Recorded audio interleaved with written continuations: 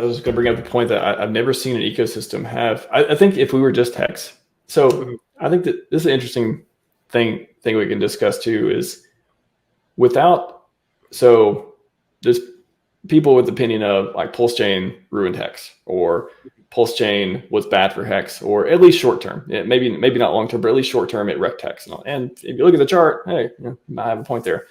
But if let's say all this stuff would have happened and it would only been HEX on Ethereum the entire time, for me, thinking about all the projects, the launch of PulseChain, all that all the stuff we talked about, all the people building derivatives, all the people building all these products that need this network in order to work there, build it for this community to use.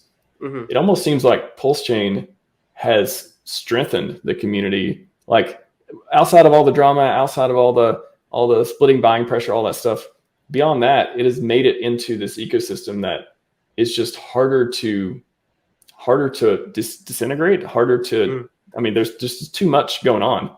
I can't think of another crypto ecosystem that has went to zero or like just failed with this many projects, this many people building on it, and this many like just people who are just, no, I'm not going to give up no matter what. Like that's at least the outward appearance of such. So yeah, I guess without PulseChain, do you think this would, how would we be looking at like HEX and SEC or whatever, Richard Heart and HEX project without PulseChain, without PulseX, without sacrifices? To me, it just seems like it's strengthened it so much more. And that's like the angle that a lot of people are not zooming out on either. Yeah. And I think that's a really good point. And my opinion on all that is, well, let me back up for a second. So a lot of when I hear people talk about the benefits of PulseChain, the main thing I hear talk about is the gas fee problem, and that is like a legitimate thing that PulseChain has helped solve for hexagons and even anybody else who wants to build on a blockchain and not have to pay a bunch of gas fees. It makes more projects viable, and it makes us able to move economic energy more efficiently and allows more people to do it. So that is a valid use case of PulseChain. But I think the actual benefit that PulseChain has given to the community is even more of a walled garden for us. And it's a walled garden for us to build. And what I mean by that can be exemplified really well in what happened with Uniswap. So before PulseChain, all of our liquidity was on Uniswap v3. And then all of a sudden, Uniswap delisted HEX from its front end, basically making it so that you have to find some other front end to be able to buy and sell HEX and provide liquidity for HEX in that way.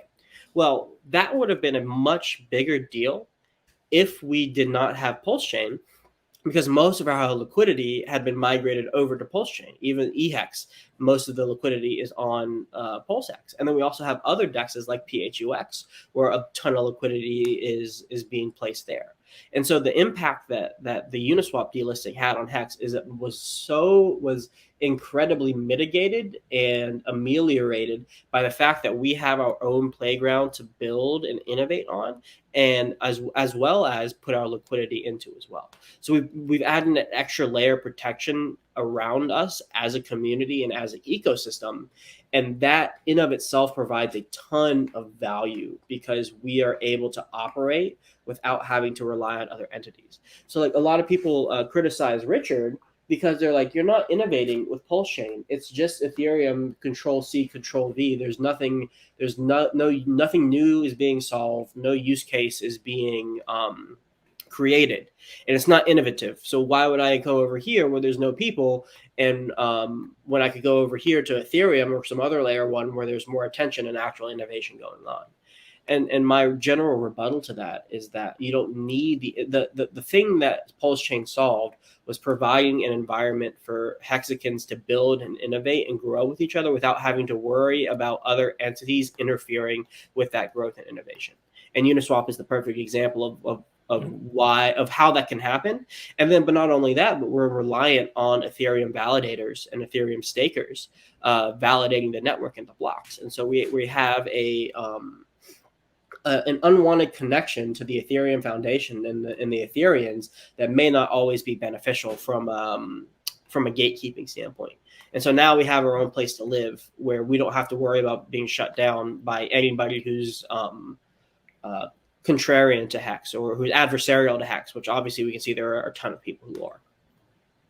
Yeah, that's a great point. You know, I can't imagine if we didn't have PulseChain and then this came out and then Uniswap was just like, hey, you know what, Hex, no more liquidity. Like you can't trade it here anymore. Like imagine the panic. Imagine the bad stuff that come from that. That'd be terrible. Yeah. Yeah. Very underrated point. Like I was actually more worried when I heard the Uniswap news than I was with the SEC news, because like the SEC stuff was like is really more like an attack on Richard. Like it doesn't. We don't like your style. Yeah. Yeah, we don't like you, Richard. We're coming after your money.